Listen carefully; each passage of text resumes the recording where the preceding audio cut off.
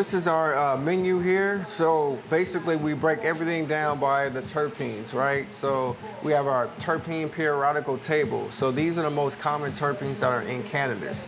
So you have pinene, you have myrcene, you have limonene, you have beta-carotene, you have linalool. So what we do is that we find out what the dominant terpene is, and then we can tell you what effect you're gonna have. Let's say you want something more happy, rosy, euphoric, kind of like more so kind of like light up in the middle.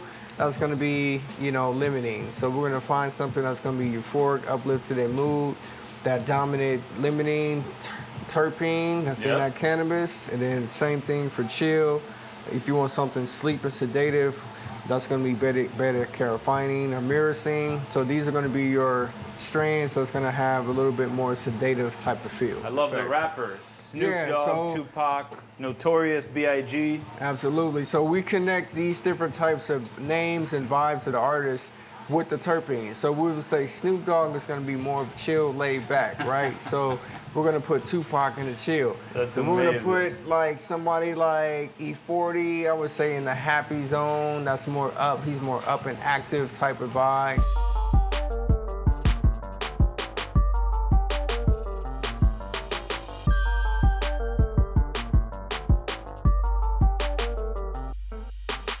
So we got everything categorized for the happy, the active, we got the chills, and we got the sleeps.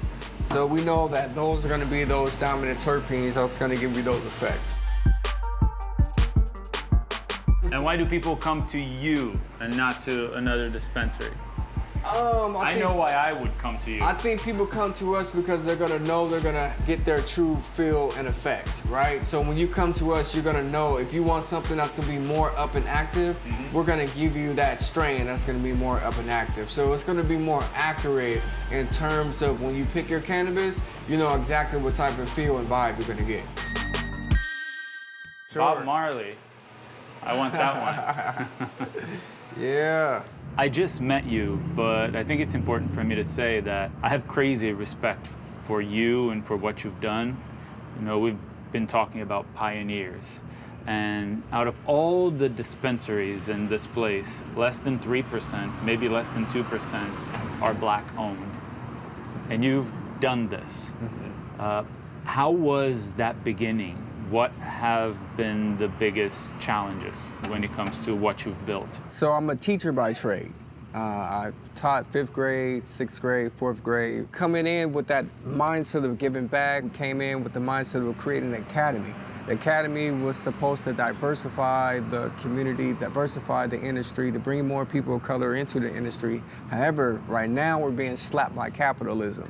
So you cannot have a mindset of giving back and wanting to make a difference in this industry. You have to have a mindset of entrepreneurship in terms of like capitalism. You got to have a more of a capitalist type of mindset. It's not more of a social type of entrepreneur industry, and that's what I'm starting to find out. We're in the process of now just having to do a reset because the market is so saturated. There's so many different dispensaries, there's so many different places that people can go. It's really all about developing the relationships with the vendors, finding the right product and quality for our customers and the right prices, and being able to compete. So right now we're competing with big corporations, people who have big money, people who have a lot of capital coming in. We came in on teacher retirement funds. So we didn't come in with a lot of capital. We came in with just minimal funds, minimal relationships that we have built, and now we're starting to see the effects of that because we came in with the wrong notion.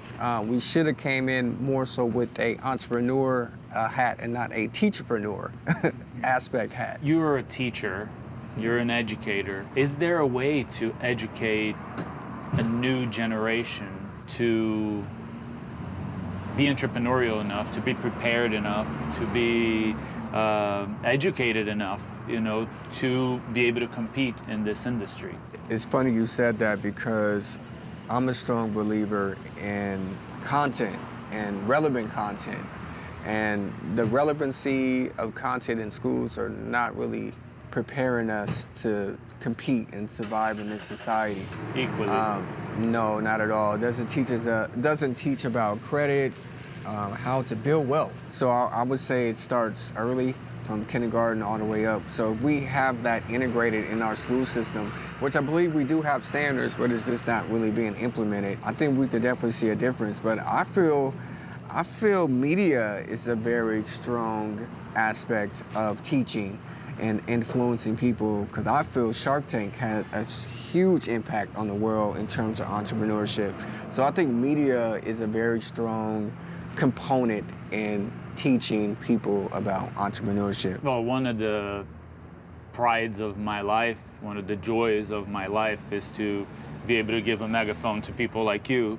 So at least this platform is it's worth for more than just reality TV. Absolutely. Like this is actual reality TV. Yeah, absolutely.